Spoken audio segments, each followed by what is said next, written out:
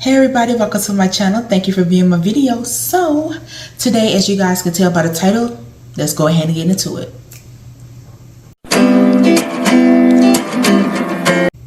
So one thing about how to be a good caregiver is you have to be patient. You have to be patient with your patients. All right, you cannot rush them to do anything, no matter how angry you get or how short temper you get or how impatient you are. If you're going to be a good caregiver, or if you're going to be a caregiver just in general, you have to know how to be patient with your patients. Okay, another thing is you need to learn how to, or not even learn, like you have to know how to communicate verbally and non-verbally. You need to know how to, if you're talking with them, give them eye contact, raise your eyebrow, speak with a high-pitched tone or a low tone. When you're more serious, use exciting words like if someone asks you how you're doing today, like, oh, if you're my patient, it's like, oh, how are you doing today? And they're like, oh, I'm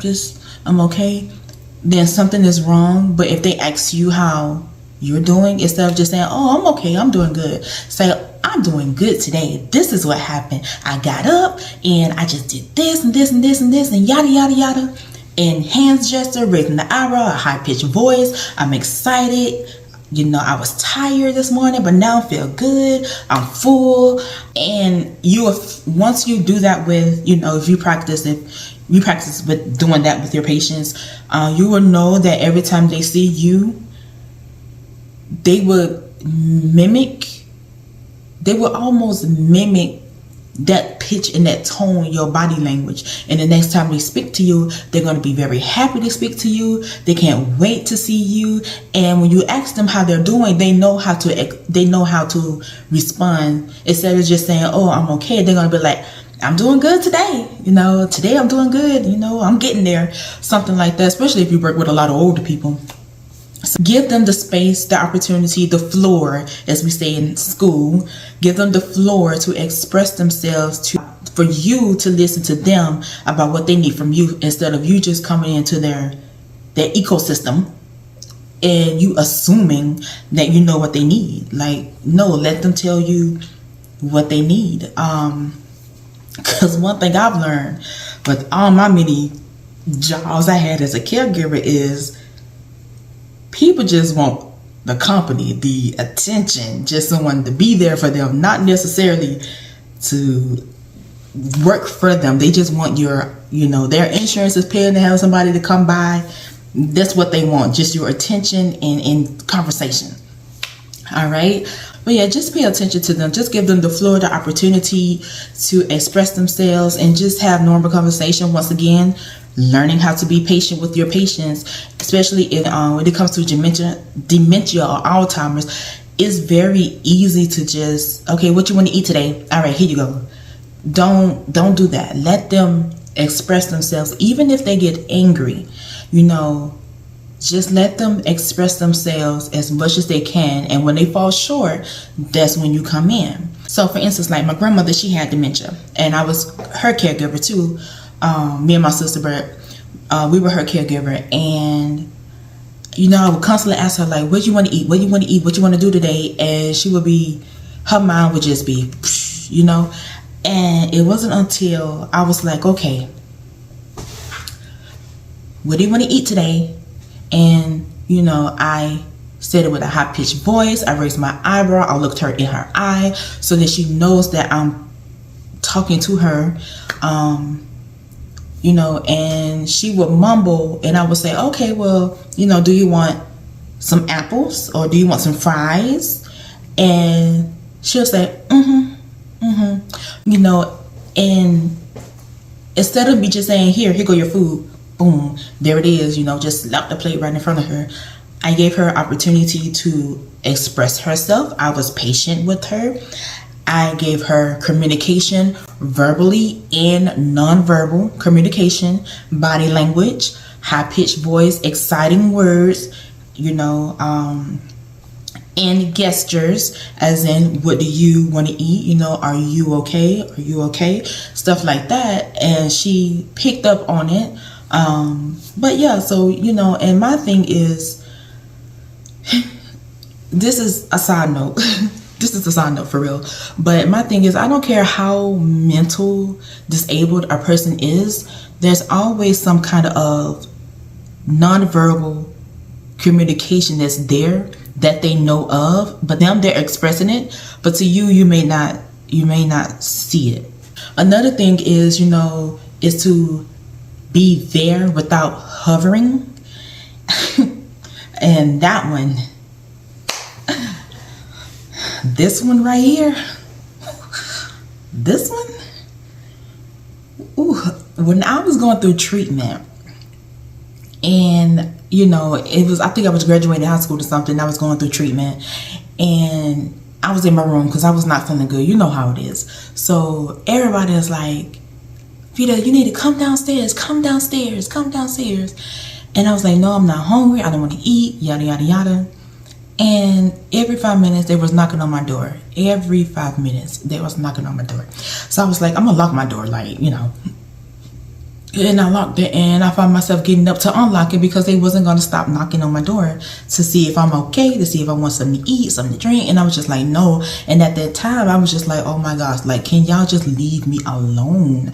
Y'all are everywhere. Give me space to be myself. Give me some space, So, just make sure you're being there for them and not hovering over them. Don't be a helicopter caregiver.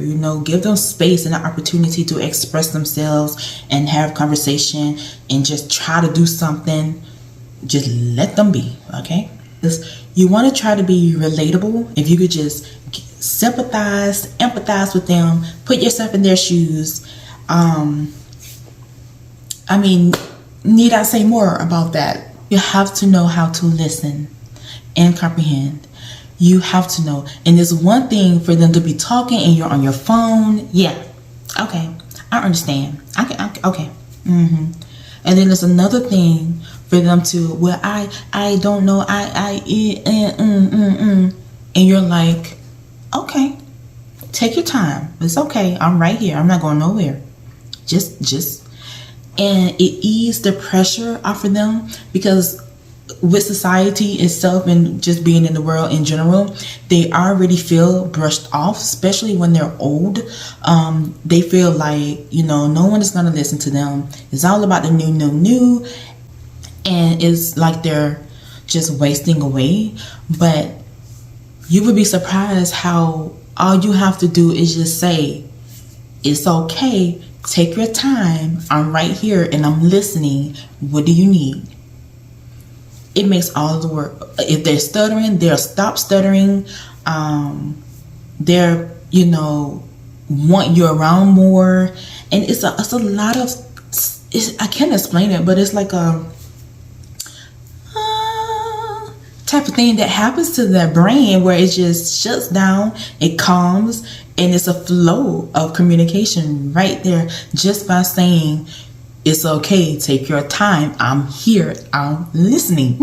You need to know that being there makes the world of difference. And with that one, I remember when everybody came up here, I was laying across my sister's bed, and I wasn't feeling too good, and my dad came and he just sat down and he held my hand, and that was it. And within that gesture, it was so much said. And for him, it might have been like an awkward silence. He don't know what to do. He didn't know what to say. But to me, it was just, he was present in the present.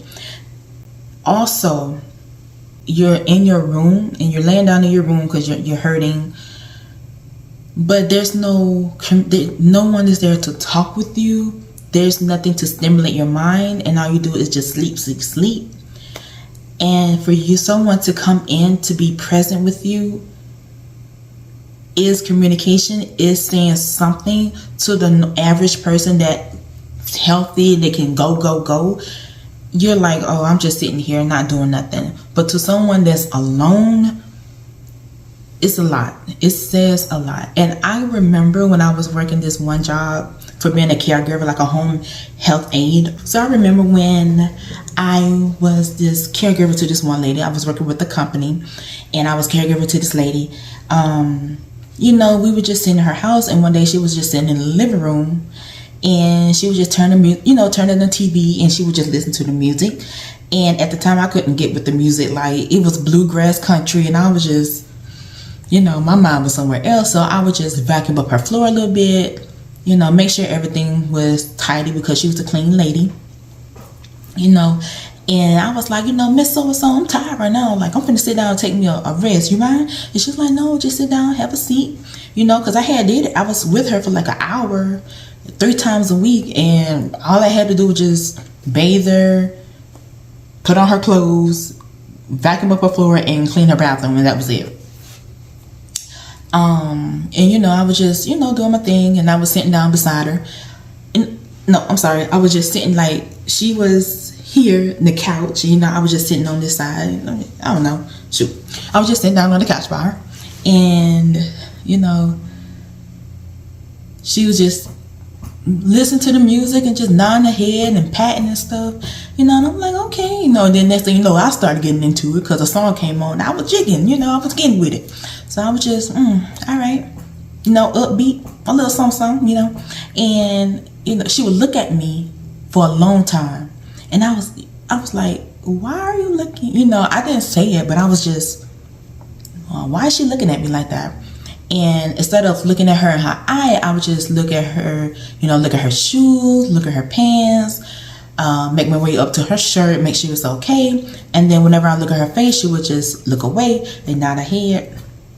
She would do it like all the time, all day, like until I got up. So I was thinking maybe she needed me, to get up, stop sitting down. I'm on the clock. So, and then I just asked her, hey, Miss So-so, what's wrong? You need anything? And she was like, no, I'm just happy you're here. And I was like, really? She was like, yeah, no one comes and sit with me. And I was like, oh, okay. So I was like, well, the next time I come, we're going to sit on the porch because I am tired of sitting in this house. And I know you are too. And she was like, and she's like, really? Oh my goodness, yes. And I was like, yeah, I know you're tired. She was like, yeah.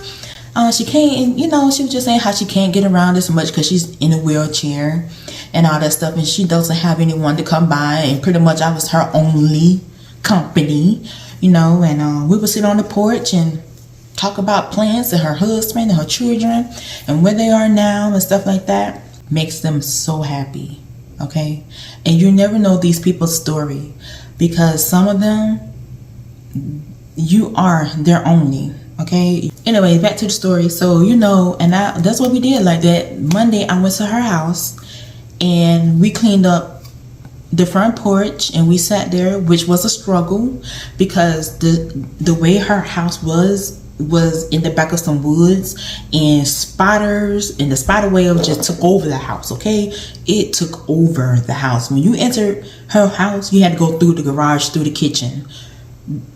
There was spider web. Boy, I was fighting for my life out there. I was fighting for my life. It felt like everything was crawling. Boy, I was getting that broom and I was swinging back and forth with that broom. The next thing is you need to know how to keep up with your patients. And that's not just physical, like that's with everything. If you're having a conversation with someone, or if you're telling someone to, hey, clean up the bathroom, and it's take them a while and you're just like, oh, you know what, never mind, I got it, I just did it, boom, I'm done. No, let them do it, because you're not their maid. You are there to assist them, meaning they need to get up off the couch if they can and do something. You are not there, and side note, I was working for this one lady, and I went to her house. She wanted me to clean out her microwave, sweep up her floor, vacuum, clean her bathroom, and she has a child there. And I'm just like, not a baby, but a child, like a preteen. I'm not gonna do all this for you. And there's nothing wrong with you. She's one of those people that be trying to beat the system, and there's nothing wrong with you. You're not their maid. You are there to assist them. And that does not mean take over. That does not mean to hover, to take over, to brush them aside. You are there for their company. Try to be nice. Use colorful language, body language, and all that kind of stuff like that. All right, y'all. So that's it for this video. I hope this video helped you in some kind of way. If it did, please like, comment, and subscribe. Follow me on my social media. And that's it. And I will see you guys later. Bye.